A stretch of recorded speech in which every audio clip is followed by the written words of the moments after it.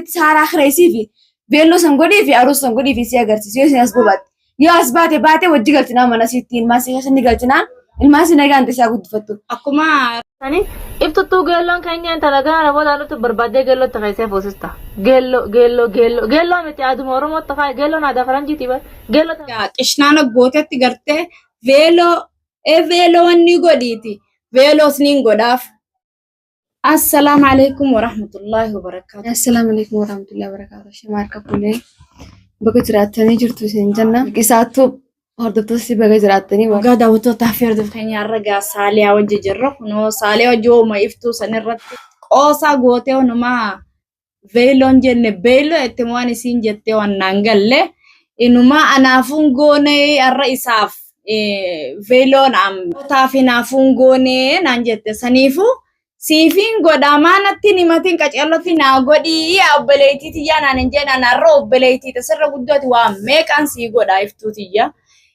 Laakiin ati waan ati narra dalaydi akka alagaa na gooteeti manuma kiyya dhufti anaa obbeleetiteeti anaa foon keeti anaa dhiiga keeti jechuudha. Hamtuu narra yaaduu keeti.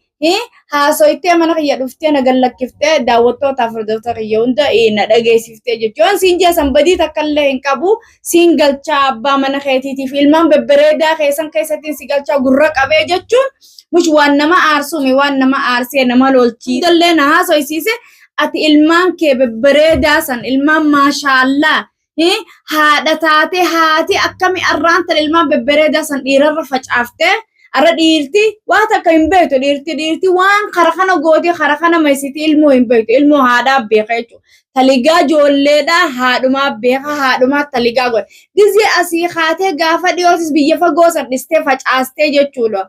Hangam fedhee abbaan naam dhalaa sirra fuudhee sirra fidees arra waan si aarsee ilmaan kee gassinasiisee si oofuu miti jechuudha.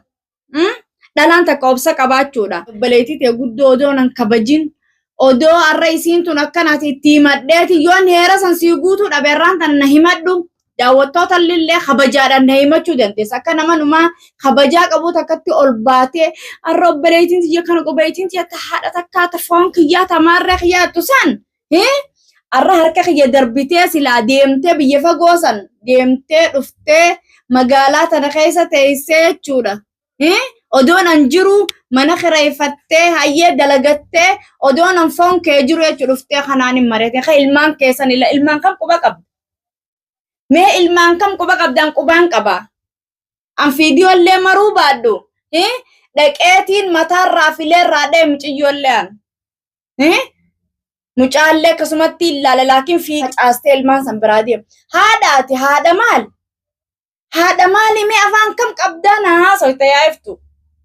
Namni afaan qabullee na haasawu laakiin namni akka keetii kun afaaniin qabajee firaan hin qaqaxxeessu kanatti qaanfadhu fitti. Xiqqishollee namni ni qaanfata. Waan takka namni odoo addayinuu bannee sin haasawu. Rabbisa dhiifamaa maaliif jennaan obboleettii sirra guddooti haadha takkaasi osoo as jirtu dogongoree isin ilmaan facaaftee deemu sanas keessa.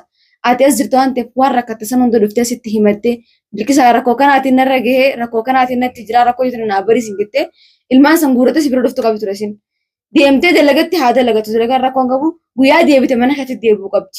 Deebitee mana kireeffattee osoo jaartii namaa osoo nikaan namaarra jiru ilmaan bira kan qabdu ilmaan facaaftee akka nama dubiraa takkatti akka nama asii nama qabne ilmoo baalagee takka bas deemtee mana kireeffachuu gongumallee hin qabdu isin. Maaliif obboleettiitillee nattillee naarinatillee dirqama silaasi bira dhuftee mana rakkoo isii ati hubattee fi ati bartee fi waa hunda isii dura buutee akka haadhaatiin obboleettii namarra guddoo akkaan beekutti bikkaadhaa nama buute bikka abbaa bikka obboleettii nama buute obboleettii namarra guddoo akkaan hin beekutti. Maaliif ilmaama biraa san qabdii sinarra nama guddaadha jaartii soddaati maaliif waan ta'eef kanamaati irra jira jaarsi kun amma dura isin kenne shari'aan furayyamte akka dhiiraatti dhiirti fuudhuun waanuma ajiidha. Garuu ta'e ammoo dhalaan manaa deemu gongumallee qabdu deemtus ilmaan si guurate silaasii bargalte ara rakkoo si ni bartaafati. Gurbaan san haala gaarii sin maxxanee yoo ilmaan san dheetee laaltee fi silaaruus zangootee fi laati ta'uu hin qabdu jechuudha. Maaliif fagaattee inni kafiraas waan sin maxxaneef dirqama kun godhuufin ilmaan ammoo facaaftee deemuun ta'uu hin goreessii ta'u. Na biratti illee anillee akka nama takkaan hin aaree maqaan laalii nu barreessiteerra isin. Dhuguma kun har'a laal miciyyoon xiqqoon tulillee narraa akkana haatee gizee waan isiin hin yaadne yaaddu.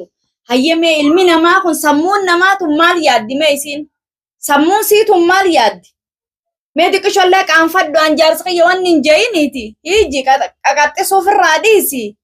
Bikka jirtuus nuyi migaayisi barbaannee kunoo viidiyoo anaa fi Abiraamsi barbaannee gandatti nuyi manillee dhaynee unkinni baatee mana sanirraa ni baatee nu dhokattee Allahu aalam asin galtuu nuun ja'anii nuti akkasi barbaannee si dhabne qurxuma takka si gaafanna jenneetu yoonni si barbaanillee waan takkaafillee sin barbaan.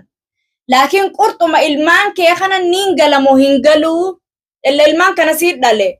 Ilmaan makee ilmaan kun haadhaaf hiyyooma maa fudhattee amma fudhattee achin bayin irra facaaftee onni deddeemtuuf akkan tala dubraa. Mana kun okireeffattee kijiba keeti manni arabaa akkasin fakkaatu mana Oromooti. Yoo heerumtees gaafirraa hiikeetii dhalaan biyya tanaa faskii gooteetu magaa dhiira biraa sarkifti. Ella dubbiin shakkisiisamtee jirti. Firraa dirree bayi dubbadhu dhodhokad maalirraa dhodhokata dirree bayi akka namaatti akkanaa. Ay. Nu haddaduu no maalirraa nu haddade maal nu goote nu jechi nu jalaa martaa. Egaa gurbaa soddaati dhugaarra duraan obboleetiyya si fuudhee kabajaane ilmaan kana haboon tahaaf gizi ati irra facaastee deemte eenyu ilmaan kana guddis.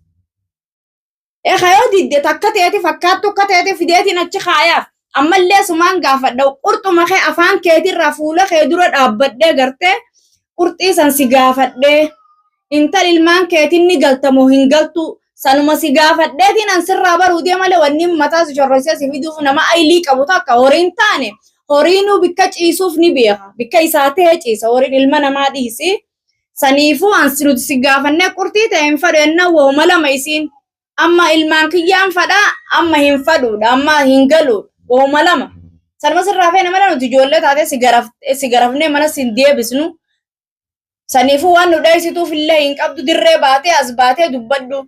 Yoo na tuttuutan isiniif hin jira hin qaanfattu xiqqishoollee baranii tun obboleettii sirra guddooti gizi akkas jettu san oduu arraan tana sigarafee an iftu sigarafee si tumee hiji gani siin jee arra bar obboleettii guddoodha na kabajjaa silaa kabajaa kiyyaarra galtaa bar mushna haddaduu isiniin garsiisaatii fi saa'u yoo na tuttuutanii jette maali wanni nu garsiiftu sun mee maal si goone mee namni kun maal sirraa balleessinee nuti ilmooteetis si kadhachuu jira bultiiteetis si kadhachuu jirra hiji wanni si kadhannu hin jirtu akka kuno ifi ammaa'u jette intala ardaallee baanan san akkuma afaan wanni gootetti intala tumaa hidhee bikka kaaye ati amma shiftaa taatee jirta shiftaadha daawwattoonni illeen si jeje wanni godhuu kiyyaa mitiiti maarreen godhee intala fuuteeti yoo jaalattees gananni kan godhanne wal jaalatanne kuma itti godhu hinaanfaadhonni jalaa'uu si oofe. Miskiinni ilma wajji gargaarteeti isa wajji guddisuu deem. Wanni itti kijibdee yoo fuudhuu deemallee jalaa baastu maal? Maalirraa jalaa baaf? Hinaaftu mana keetti galuu eenyu si dhoorke? Asi dhoorke ni jira. Akkasin lakkaawwata sanuu namni abbaa manaatiitu beerallee masaanuu wal jaalachiisaa jette. Duuba maa wajjin galin? Miskiina innini. Intala kabiraa ooftee ijoollee hanga sii qabdee ijoollee irraa dhiittee mataarraa sii tolchitee sii eegdu intala yaamteeti bikka kana geessitee mee intaluma san dura as baasiiti daawwattoonni hordoftoonni si argu mee dubbachiisi as baasi mee nama ta'iftu ati baddee jirta shiftaa taatee jirta dhalaan akka teeti an duraan obboleetuma wanni sisee amma summi siseenee jira summi biyya namaa siseene an geelota fittiin dhiyeesse sumaa geelota an deemaas. Suma ka balaa qalaaniif jala deemu ammaatu balaa qalaan deemta siita shakkisiisamteewu namni bar as beeti abaluu kiyya akkanaa ja'a mush dhodhokatee silaa namni odoo lafa jiraattee waan takka hin qabaanne dirree baateeti an akkanaa maalirraa feetanii jetta mush dhokachuu yoo na agartan jechuu odoon ta'in yoo na agartanii bikkaan hangalu maaliif beektan an bikkaan hangalu amma mana dalagaa akkan ta'in mana Oromoo taate namuu beeka mana Arabaa ni beena nu hundinuu dalayneetis ni beena waan manni Arabaa ta'es ni beena mana Oromooti mana Oromoo keessa teessee egaa as beeyti dubbadhu. Wanni miliqisaan jettee dhugaa reefuun taneessi illee maal jettee miliqisaan ni beektaa beelloo itti godha kanaafuu godhinu bisaa gootee milaan jettee haasooyte waadila haasooyte sanammaas dhuguma waan dhugaatii ilmaan san maaliif dhiira namtaansanii nama obbees dhiiraa jiru qabna. Dhalatanis ni beetanii dhiirtii waan takkan beetu ilmaan kana akka gootu hin beetu dhiirtii nyaata godhu beetu tan goonee beeku jira ilmaan kana namni qaama dhiquu jiraachuuf barbaachisaadha biyya namaa jira namni kun manni karaadha kaarabaa bishaan waa hundi maallaqa waan biyya namaa jiruuf jireenya biyya namaa namoota ni beeka warri biyya namaa jirtanis kabika biraa jirtanis namoota ni beekan akka beetanis abdiin qabaa garuu ta'e dhugaadha bilqisa harallee bullee taanaan isinis obboleettii ta'eetiin illee obboleessa keeti ta ilmaan san gargaartee hojii guftu dirqama barbaaddi akkuma isin gadisanitti saaraa kireesii fi beelloo san godhii fi aroos san godhii fi si agarsiisu yoo isin as bobaatti yoo as baate wajji galchinaa mana sitti ilmaan si keessan ni galchinaa ilmaan si nagaan isaa guddifattu. Akkuma reef achirratti gaa qishnaana gootetti gartee veeloo wanni godhiiti. Veeloos niin godhaaf ijiniin fuusisa cinaa dhaabbadhee arkuuf teessa hamartii ajaa'ibaa itti kaayatiin numaa sii olitti akka ati heerumteemi sii oli godhee iji amartii itti kaayee qaadhimee asitti haflaa godhee fi sii oli godhaaf. Leesh ilmaan haboon taaf ilmaan hin haboo ta'uuf dirratti hin darbu'an. Ana akka keetitti yoo haati wallaalte ani wallaalu akka keetitti. Ati yoo badduu taate ani ilmaan sani yaaduun qaba gaa yoo ati wallaalte ilmaan keetii wallaalte ani haboon taafi dhiinni kiyyan hin danda'u. Ilmaan arra ilmaan hin haboo ta'uuf dhiisi. Ha alagaatu ilmoota alagaatu hin danda'u. Sanii akka obboleettiitti dura bu'ee waa meeqa ta'eefiitiin asuma fuusisuu ta'a. Yoo ati gaa mana deebuu baatte waa lama callaadha.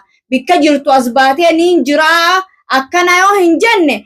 Akkumaan gaasuma irratti si hime kanatti fuusisuuf hin deema daawwattoonni ni hordoftoonni na quba qabaadhaan haadha ilmaan facaaftee deemtu tokkoffaan arke. An haadha ilmaan irra loltee karaa ilmaan si wanni ta'u abbaan yoo badaate nuti sameeqa nuti dhalaan kun obsa qabnaa bar. Obsa qabaachuu qabna lee shakkitti obsa qabnu ilmaan keenyaa jennee arra yoo ilmaan keenya kana yoo isa biraa deemne ka biraatiin heerumne ilmaan keenya kana ka biraa kun akkam godha abbaan biraa sun. Ayyakam godha waa meeqa yaanne jechuun haati akkuma fedhe haa ta'u abbuma saniitu ilmoo isaatiif gaariidha. Wajji jiraachuu akkam fedhe namaaf dabarti waqtiin tun ni dabarti akka ammaattiin ta'isu abbaan isallee yoo badaate rabbi irraa jijjiiruun mala jiruu tanarraa jijjiiruun mala. Obsa qabaachuudha. Mush wal darbee deemuu rakkoo fi balloo hojii dabarsisan irraanfatee eega ilmaan dhale facaasuu miti walii obsee wajji jiraachuu santu irra jira laakiin nama akka keetii kan takka arkee hin dhageenya arkee uumaa kiyyatti arkeetis hin dhageenye takkaan haadha ilmoo irra loltu bineensi alaatu ilmoo fi lakkisa mee gizee dhalee namni niin fuudha jetti deemi nama kanatti fiigaan agarre arra ilmi namaa hawaa beeku ka nyaatee dhugu akkami ilmoo isaa tana dhiisee ilma dhiirarra ka humaa hin beekne arraan tana akkamiin godha ilmoon tun beela itti hin beekne haadharra beeka akkamiin namni sanit dhiisee deemu. Karaa hiijaan dalagadheetiin jiraachuu jira manni mana hiija kiraan firaa qofa lokkeesha hiija humnitiin dalagadhee jiraadhuun humnatiija. Alhamdulillah rabbi alamin rabbi. Nifu haati akkamitti ifiifin dalagadda ifiifin lubbuuti yamaarree godha ifi ilmaan kee hoo ifi mee daawwattootaaf irratti viidiyoo isiin ifiifin dalagadda ifiifin maarree ta'e ifiifin wanni jiru arra ilmoo isii ifi haa dalagattu ilmaan sii san akkam gootu facaaftee jechuun ta haadha ilmoo dagatte. Tuni bineensaa ilma namaati bineensilleen akkasiitii miti tana hawyaana akkamin namni akkas jaa. Ifi dalagadheetiin ifi maarree ta'e ifi mixirqishoo ta'e ifi akkamittuu waan akkasii haasame eessaas irraa haasawa nama hettee haasoo ittaamee yaati. Aanyi wanni akkanaa tuni anna haddaddus waan na gootu takka hin qabdu jechiina jalaan martu oolchitee nan bulchitu habiibtiitiyya iji dhiinni keenyaaf yonni keenya foon takka ta'u namuma akkas jettee haddaddusan deemii barbaadi.